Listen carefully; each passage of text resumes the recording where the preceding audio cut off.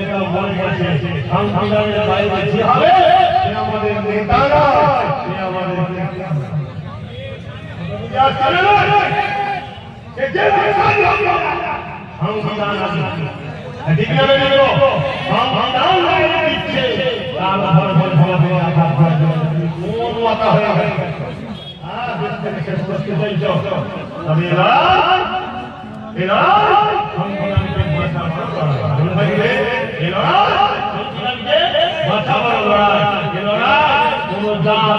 মানুষের বিরুদ্ধে নয়।